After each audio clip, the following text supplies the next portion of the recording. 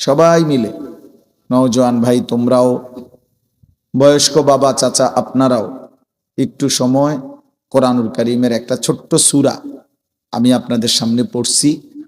সবাই মিলে মনোযোগ দিয়ে আন্তরিকতা নিয়ে এই ছোট্ট সূরাটা আমরা একটু শুনি। এতে আমাদের সবার বরকত হবে।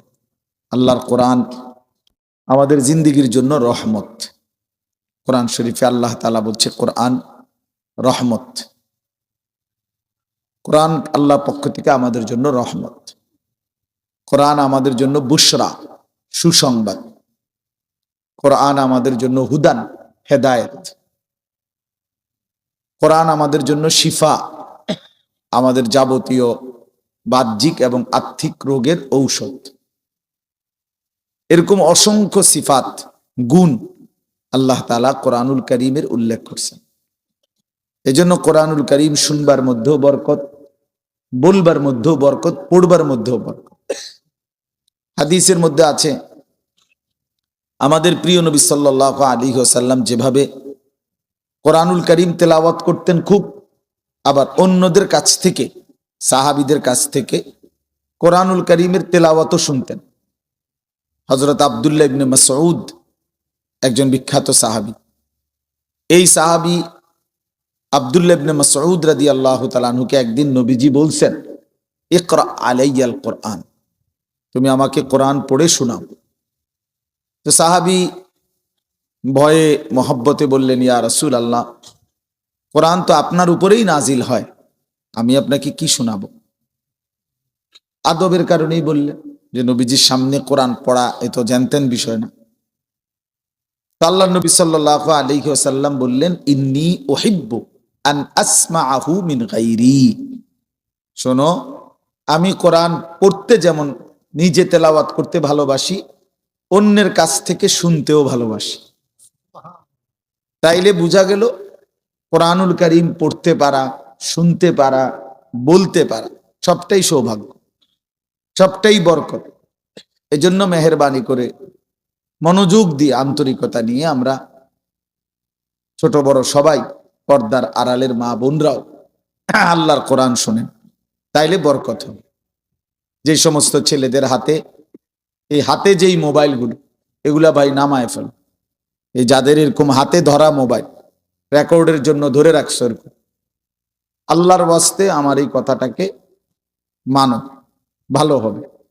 হাতে ধরা মোবাইল রেকর্ড করলে মনোযোগ হয় না, কথা দিলে জমে না, মানে নিজের অন্তরে কোনো কথা ঢোকে না, গাফেল মাহরুম হয়। যে মানুষ গাফেল, খামখেয়ালি, সে চিরদিন বঞ্চিত থাকে। এটা একটা গুরুত্বপূর্ণ বিষয়। এই জন্য কোরআনুল কারীমের মধ্যে আছে সমস্ত জাহান্নামীর পরিচয়। আল্লাহ তাআলা বলছে, উলাইকা হুমুল গাফিলুন, এরা মূলত সকলেই গাফেল। গাফেল অর্থাৎ আল্লাহকে মানার যাবতীয় যোগ্যতা তার মধ্যে ছিল, এবং আল্লাহ তাআলা কি কি হুকুম করছেন তাও সে শুনছে, আল্লাহর পক্ষ থেকে সেটা তাকে পৌঁছানো হয়েছে, এবং বুঝবার জন্য তার কাছে কিতাবও আছে। কেন নামাজ পড়লো না? কেন হালাল হারাম বাইসা চললো না? কেন আল্লাহর ইবাদত করলো না? মূলত গাফেল, খামখেয়ালি করছে আর কি। পড়লাম না, নামাজ পড়ছো না, পড়ছি না আর কি। কি লেগে পড়ছো না? পড়ছি না। এটা কি কোনো একটা অজুহাত হইল? এটা কি একটা কোনো কথা হইলো সুস্থ স্বাভাবিক যে পড়ছি না আর কি, ভাল লাগে না আর কি? আচ্ছা পড়মু তো, এরকম শুরু করছেন কেন? আচ্ছা জান না, আমি আইতেছি তো। এই সমস্ত কথা হইল কিসের কথা? ফালতু মানুষের কথা, গাফেল মানুষের কথা। এই জন্য আল্লাহ তাআলা তিনটি যোগ্যতা সর্বদাই মানুষের কাছে রাখছেন। একটা হলো আল্লাহকে মানার পুরা যোগ্যতা আল্লাহ তাআলা মানুষের শরীরের মধ্যে দিয়েছেন। এমন কোনো হুকুম শরীয়তের মধ্যে নাই যেটা পালন করার যোগ্যতা আল্লাহর বান্দার মধ্যে নাই। এটা এমন হইতেই পারে না। আমার শরীরে রুকু করার ক্ষমতাই নাই, অথচ আমারে আল্লাহ রুকু করতে বলছেন, এটা হতেই পারে না। আমার শরীরের মধ্যে সেজদা দেওয়ার কোনো ক্ষমতাই নাই, অথচ আল্লাহ তাআলা আমারে বলছে না সেজদাই করো, এমন কোনো বিধান আল্লাহ দেয়নি। তার মানে যতগুলো হুকুম আল্লাহ তাআলা বলেছেন, নিষেধ করেছেন, তা পালন করার এবং বিরত থাকার শতভাগ যোগ্যতা আল্লাহ তাআলা বান্দার মধ্যে দিয়েছেন। একজন পর নারী দেখলে চোখ নামাইতে বলছেন, ইয়াগুদ্দু মিন আবসারিহিম। এখন আমার যদি অবস্থা হইতো এরকম যে আমি এমনি চাইয়া থাউন লাগে, নিচের দিকে আমার ঘাড় নামে না, তাইলে না কথা ছিল। এখন বলেন যে আমাদের ঘাড় নামে কিনা? আমরা এমনি নিচের দিকে চাইতে পারিনি। তো তো এইটাই তো আল্লাহ বলছে, ভিন নারী দেখলে চোখ নামাও। তাহলে এখন চোখ নামাবার যোগ্যতা আমার মধ্যে আছে কিনা? এর আপনি চিন্তা করলেই বুঝবেন। প্রতিটি ইবাদত হুকুম পালন করার যোগ্যতাও আছে, প্রতিটি নিষেধ বর্জন করার যোগ্যতাও আল্লাহ তাআলা দেহের মধ্যে দিয়েছে। যদি এমন না হতো তো সেটা জুলুম হইতো, যে আমার শরীরে সক্ষমতা নাই, আপনি আমার এরপরও বিধান দিলেন, পালন করতে বললেন, সেটা তো অন্যায়। আর আল্লাহ তাআলা অন্যায় করে না, করতেই পারে না। ইন্নাল্লাহা লা ইয়াযলিমু মিসকালা যাররাহ, কোরআন শরীফ আছে, নিশ্চয়ই আল্লাহ তাআলা এক বিন্দু জুলুম করেন না। এই জন্য বাপ জওয়ান বলেন, বুড়ো বলেন, আল্লাহকে মানার, শরীয়তকে মানার, দ্বীন মানার পুরা যোগ্যতা আমাদের প্রত্যেকের মধ্যে আছে। অনেক বয়স্ক লোকের বদভ্যাস, আখিরাতের কোনো কথা বললে, ওযু নামাজ সুন্দর করার কথা বললে, সূরা কেরাত, দোয়া কালাম শিখবার কথা বললে, না আমার আর এই বয়স নেই, এক কথায় ফতুয়া দিয়ে ধরেন ধরেন, লা হাওলা ওয়ালা কুওয়াতা ইল্লা বিল্লাহ। এটা পাইছেন ভাই, সোজা হন, আগে সোজা হন, একটু হাঁটেন, একটু হাঁটেন, একটু হাঁটেন আপনি আগে। আল্লাহ হেফাজত করেন। এনে বসেন, এটি নামাই দেন, চেয়ার নামাই দেন, নিচে বসেন, নিচে বসেন ভাই, অসুবিধা নেই। আল্লাহ হেফাজত করেন, আল্লাহ আফিয়ত দান করেন। এই জিন্দিগি, এই জীবন, ওমা তাদরি নাফসুম মাজা তাকসিবু গাদান, কোরআনুল কারীমের মধ্যে আল্লাহ তাআলা বলছেন, কেউ জানে না, ওমা তাদরি নাফসুন, কেউই জানে না আগামীর মুহূর্তটা তার কি হবে, আগামীর মুহূর্তটা তার জন্য কি অপেক্ষা করছে, কেউ জানে না, কেউ অপেক্ষা। এটাই জিন্দিগি। এই জন্য আমরা প্রতি মুহূর্তে, দুনিয়াতে আসলে স্বস্তি নাই। মৃত্যু যাকে সারাক্ষণ তাড়া করে, তার আবার স্বস্তি কিসে? যার পিছনে মৃত্যু হাঁটে, যার পিছনে মৃত্যু থাকে, তার আবার স্বস্তি কিসের? তার আবার তৃপ্তি কিসের? তার আবার উল্লাস কিসের? উল্লাস কিসের? তাইলে বলেন, আমি আপনাদেরকে বলছি ভাই, জোয়ান তোমাদেরকেও বলছি, আমাদের প্রত্যেকের ভিতর আল্লাহ তাআলা আল্লাহকে মানার যোগ্যতা দিয়েছেন, কিন্তু আফসোসের বিষয় হলো আমরা ইচ্ছা করে, খামখেয়ালি করে সেই যোগ্যতা নষ্ট করে দিচ্ছি। নিজের মনের যত খাহেসাত, মনের যত চাহিদা, সেটা কিন্তু পূরণ করতে আমরা খুব বদ্ধপরিকর, খুব মজবুত। মিথ্যা আমি বলবই, চুরি আমি করবই, অবৈধ উপার্জন আমি করবই, যত বেজ্জুতি হই, নারীর আড্ডা, জেনার আড্ডা, বেবিচারের আড্ডা, বন্ধুদের অসৎ আড্ডা, আমি এটা দেবই। আমার সম্মান থাকুক বা না থাকুক, আমার বাবার ইজ্জত থাকুক বা না থাকুক, আমার বংশের ইজ্জত থাকুক বা না থাকুক, আমার আখেরাত পরকাল নষ্ট হলে হোক। তাইলে গুনাহের ব্যাপারে মানুষ খুব নিষ্ঠাবান, মিথ্যা খুব যত্ন নিয়া করে, আল্লাহর নাফরমানি করে খুব যত্ন নিয়া, কিন্তু আল্লাহর ইবাদত করে না মোটেই যত্ন নিয়ে।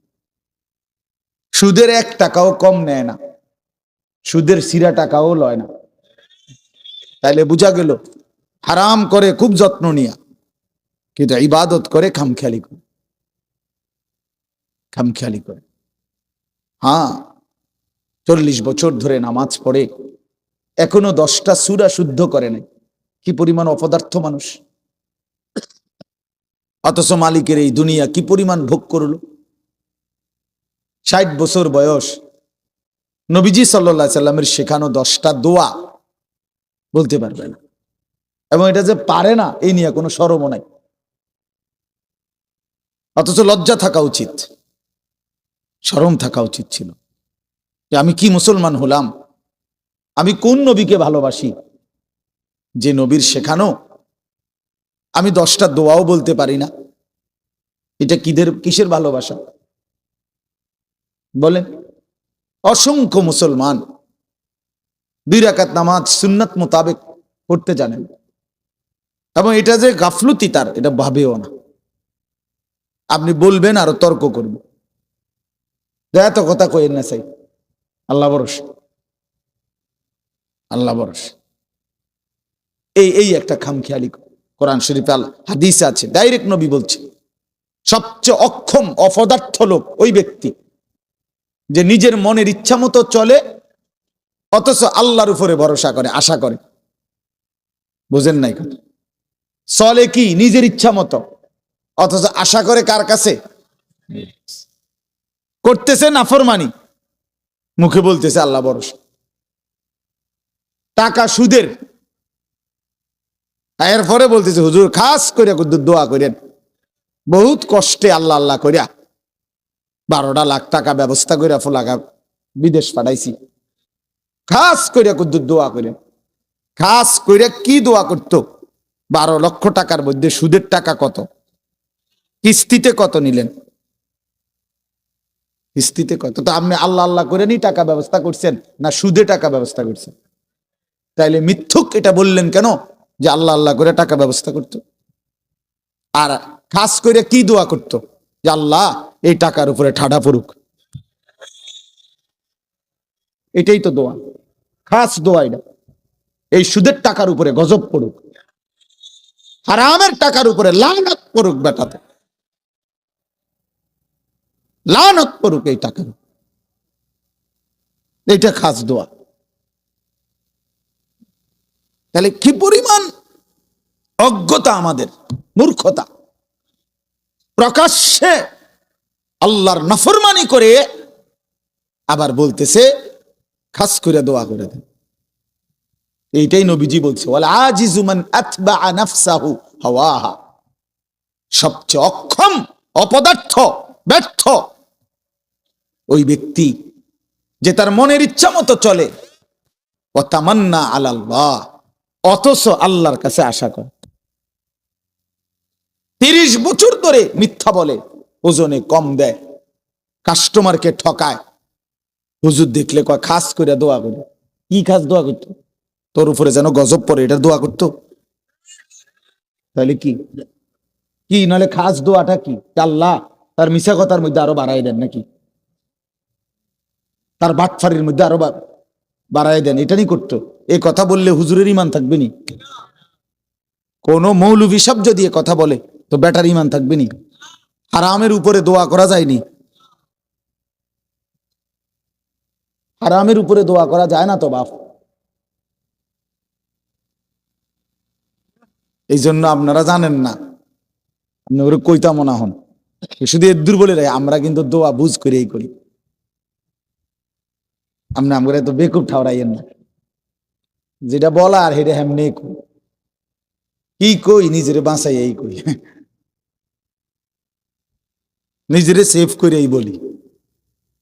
কতজনে যে কত দোয়া চায় এইভাবে কই, অনেক সময় আমরা এইভাবে লাইন করে এই বলি, যাতে করে নিজের আখেরাত বরবাদ না হয়, নিজের বরবাদ আখেরাত বরবাদ না হয়। এই জন্য বাপ রাগ হইেন না, বয়স্ক অনেক বাবাও আছেন, আপনাদেরকেও বলি, দিন না মানার কারণ কি, আল্লাহকে না মানার কারণ কি, রাসূলুল্লাহ সাল্লাল্লাহু আলাইহি ওয়াসাল্লামের সুন্নাত না বুঝার কারণ কি? শুধুই গাফলত, শুধুই কি বলেন না গাফলত। আমি দেখছি কিছুদিন আগে আমার দেশের বাড়িতে আমাদের বাড়িওয়ালাদের জমির দলিল দিছি, আমরা 5 ভাই 3 বোন। বাড়িওয়ালা মুরব্বী যে 2-3 জন ছিল, মনে 50 বার কইছে বালা কইরা চাও, বালা কইরা সব দি সই লইছিনি, ওই কোন ইচ্ছা সইদি এমনি যে সই দেয় না, ভালো করে বুড়া মানুষ হাঁটতে পারে না, মানে 50 বার কইছে চেক দাও, দলিল দলিল চেক করো, ইয়ার লগে মিলছি নি, দাগে নম্বরে খতিয়ানে কি আমনে না বলে কিচ্ছু বুঝেন না? হ্যাঁ, আমনে না বলে বুঝেন না? আপনার আখেরাতের কথা বললেন না হুজুর, কথা কইছেন ভালোই, কথা ঠিকই, কিন্তু ওনার হে বয়স নাই, আছে শুধু বিড়ি খানার বয়স। বিড়ি খানার বয়সটা শুধু রয়ে গেছে, আর অন্য বয়স নাই। সাদওয়ানে গপ মারনের বয়সটা আর রয়ে গেছে, অন্য বয়স নাই। এখনো রঙিন টেলিভিশনের মধ্যে নাচ গান দেখার সময়, হায়াত, বয়স এখনো আছে, শুধু আল্লাহর ইবাদত করার, কোরআনুল করিম শুদ্ধ করার, ওযু নামাজ গোসল হালাল হারাম মেনে চলার সময় আজও হয় নাই। দুনিয়া এখনো ছাড়ে নাই, কবর এখনো মনে পড়ে নাই, আখিরাত এখনো মনে। আল্লাহকুমুত তাকাসুর হাত্তা যুরতুমুল মাকাবির। আল্লাহ বলে, বান্দা আয় হায়, দুনিয়া তো তোমারে ডুবাইয়া ফেললো, আখিরাত তো তোমারে ভুলাইয়া দিল, এরই মাঝে তো তুমি একদিন কবরেই পৌঁছে গেলা। হাত্তা যুরতুমুল মাকাবির। এই দুনিয়ায় ডুবা থাকতে থাকতে এখনো সোফা বানাইয়া শেষ হয়েছে না, তুমি কবরে। এখনো দোতলার ছাদ ডালাই হয় নাই, তুমি তো কবরে। জিন্দিগির কত স্বপ্ন, কত পরিকল্পনা রাইখেই তো তুমি কবরে চলে গেলা, অথচ দুনিয়াও শেষ করতে পারলা না, আখিরাতও গুছাইতে পারলা না। কি হলো বলেন? একটা লোক বলেন আপনাদের দুনিয়া সাজা গুছাইয়া গেছে কি? আপনি এখন গিয়ে খবর নেন, ঘরে যান, মহিলারা বলবে পেঁয়াজ নাই, রসুন নাই, আদা নাই, চিটকারি ভাঙ্গা, বাথরুমের প্লাস্টিক দরজা এটা ভাঙ্গা গেছে। যত বাথরুমের মধ্যে প্লাস্টিকের দরজা এডি হয়, হেন্দা ভাঙ্গা যায়, হেন্দা ভাঙ্গা যায়, চিটকারি নাই, চদর বদর, ঠিক না? বলেন না কেন? তো দুনিয়া আপনি না খুব ভালো মাত্র গুছাই নিলেন, 6 মাসের মাথায় চিটকারি নাই কা, শেষ হয় নাই। দুনিয়া কি হয় না? রাক্ষস, এই দুনিয়া শেষ হয় না, দুনিয়া শেষ হয় না। রাসূলুল্লাহ সাল্লাল্লাহু আলাইহি ওয়াসাল্লাম বলেছেন, লাউ আন্না লি ইবনে আদম ওয়াদিয়াম মিন যাহাবিন লা আহাব্বা আন ইয়াকুনা লাহু ওয়াদিয়ান লান ইয়ামলা আফাহু ইল্লা তুরাব। এটা একটা হাদিস, আশ্চর্য হাদিস। নবী সাল্লাল্লাহু আলাইহি ওয়াসাল্লাম বলেন, শোনো, বনি আদমকে, আদম সন্তানকে যদি একটি পাহাড় স্বর্ণ দেওয়া হয়, লা আহাব্বা আন ইয়াকুনা লাহু ওয়াদিয়ান, সে অবশ্যই চাইবে তাকে 2টি পাহাড় স্বর্ণ দেওয়া হোক।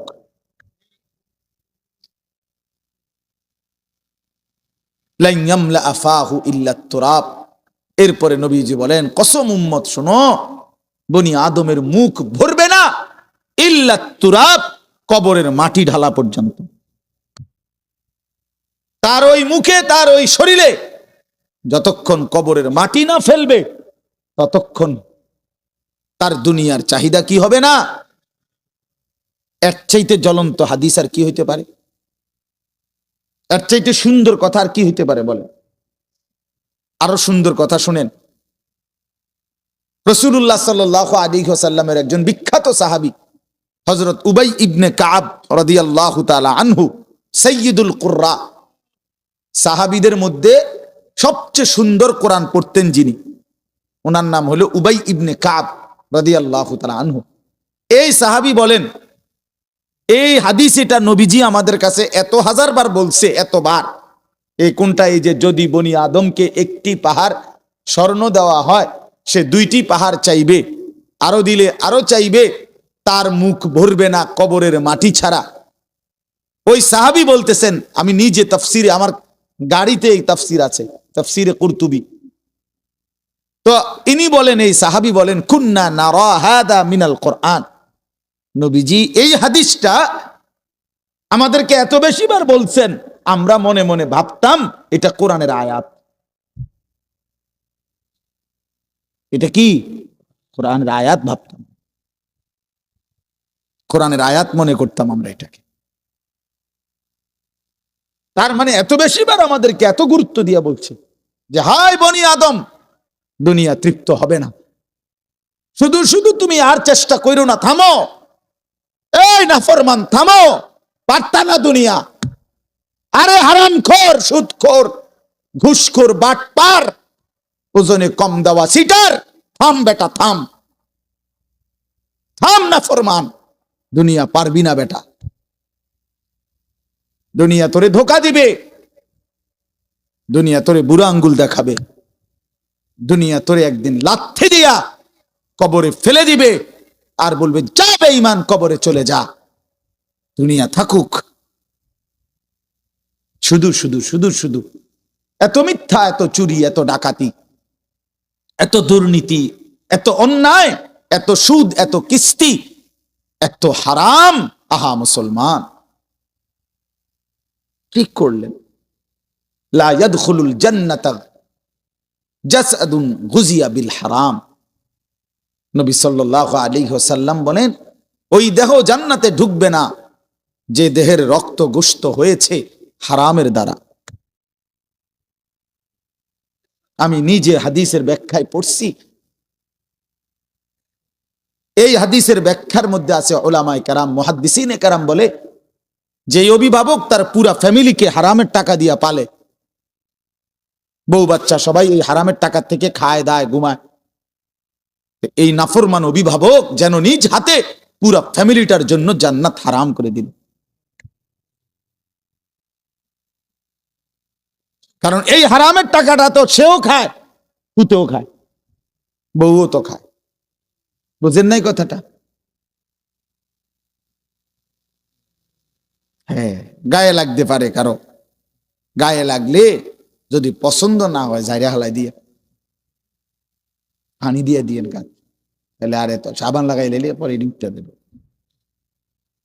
অনেকের আছে মাত্র নেই, এতে ইডি কইবই মাত্র, এতে কত ভালা ভালা হুজুর দেখছি ইডি কইয়া গেছে, আমারে লড়াইতে আসছে না, এবারে আইসে, এবারে আমার উল্টাই লেবে বেটা। হ্যাঁ, এতে আরো কত মোটা তাজা হুজুর দেখছি শৈলওয়ালা। ছেলেরা আমার, বাপ আমার, বন্ধু আমার, পর্দার আড়ালের মা বোন আমার, এটা মনে রাখতে হবে, দুনিয়া আমাগরে ধোকা দিবে। যুবক, তোমার মোবাইল একদিন তোমারে ধোকা দিবে, এই ফেসবুক একদিন ধোকা দিবে, একদিন দেখবা এটা নাই, একদিন শুনবা এটা নাই, এই ইউটিউব, এই ফেসবুক এগুলো নাই, এই অনলাইন নাই, এটাই হবে। আমি কিছুদিন আগে, গত 3-4 দিন আগে মুন্সিগঞ্জ মাহফিলে গেছিলাম, তো ওইখানে ব্রিজের পার হব, সেতু, শীতলক্ষা নদী, তো যেখানে টোল দেয়, এই টোলের জায়গায় জ্যাম বাইজা গেছে, বিশাল জ্যাম। তো সবাই বলতেছে যে এখানে তো আসছেন, দাঁড়াইছেন, এই জন্য নওজোয়ান ভাই তোমরাও কষ্ট করে যে যেমনি সম্ভব হয়, যতটুকু সম্ভব হয় মনোযোগ দিয়ে বসা, কেউ কাউকে কিছু বললেন, তাইলে দেখবেন চুপ হয়ে যাবে, সবাই সবার মতো করেই জায়গা করে নিবে, যার যে সুবিধা মতো বসে নিবে। আল্লাহ তাআলা আমাদেরকে তৌফিক দান করেন। আলহামদুলিল্লাহ, আলহামদুলিল্লাহ নাহমাদুহু ওয়া নাস্তাঈনুহু ওয়া নাস্তাগফিরুহু ওয়া নু'মিনু বিহি ওয়া নাতাওয়াক্কালু আলাইহি ওয়া নাউযু বিল্লাহি মিন শুরুরি আনফুসিনা ওয়া মিন সাইয়্যিআতি আ'মালিনা। মান ইয়াহদিহিল্লাহু ফালা মুদিল্লা লাহু ওয়া মান ইউদ্লিলহু ফালা হাদিয়া লাহু। ওয়া নাশহাদু আল্লা ইলাহা ইল্লাল্লাহু ওয়াহদাহু লা শারীকা লাহু। ওয়া নাশহাদু আন্না সাইয়্যিদানা ওয়া হাবিবানা ওয়া মাওলানা মুহাম্মাদান عبده ورسوله أما بعد فأعوذ بالله من الشيطان الرجيم بسم الله الرحمن الرحيم إذا زلزلت الأرض زلزالها وأخرجت الأرض أثقالها وقال الإنسان ما لها يومئذ تحدث أخبارها بأن ربك أوحى لها يومئذ يصدر الناس أشتاتا ليروا أعمالهم فمن يعمل مثقال ذرة خيرا يره ومن يعمل مثقال ذرة شرا يره صدق الله مولانا العظيم وقال نبينا صلى الله عليه وسلم الكيس من دان نفسه وعمل لما بعد الموت والعاجز من أتبع نفسه هواها وتمنى على الله اللهم صل على محمد وعلى آل محمد كما صليت على إبراهيم وعلى آل إبراهيم إنك حميد مجيد اللهم بارك على محمد وعلى آل محمد كما باركت على إبراهيم وعلى آل إبراهيم إنك حميد مجيد سبحانك لا علم لنا إلا ما علمتنا إنك أنت العليم الحكيم الحمد لله আল্লাহ পাক রব্বুল ইজ্জাত জুল জালাল ওয়াল ইকরামের ফজল কারাম রব্বুল আলামিনের অপরিসীম ইহসান মেহেরবানি দয়া আল্লাহ তাআলা আমাদেরকে আজ 9 ডিসেম্বর 2024 রোজ সোমবার কুমিল্লা জেলা দেবিদ্বার উপজেলাধীন ধলাহাঁস আজকের এই মোবারক ওয়াজ মাহফিলে আল্লাহ তাআলাই আমাদেরকে আসবার বসবার আল্লাহর জন্যই জমা হওয়ার তৌফিক দান করেছেন এজন্য আমরা সকলেই বলি আলহামদুলিল্লাহ রাত্রি 10:30 বাজে একেবারে খুব রাতও না আবার একদম কমও না যেহেতু এখন 5:15টার দিকেই সন্ধ্যা হয়ে যায় তো সকলের কাছে আমার অনুরোধ হলো আলহামদুলিল্লাহ যথেষ্ট পরিমাণ বয়ানও হয়েছে আপনারা মাহফিলে সার্বিকভাবে আগামী বছরের জন্য অনেক সুন্দর সহযোগিতা করছেন মাশাআল্লাহ তো আপনাদের কাছে আমার অনুরোধ এই শেষ বেলায়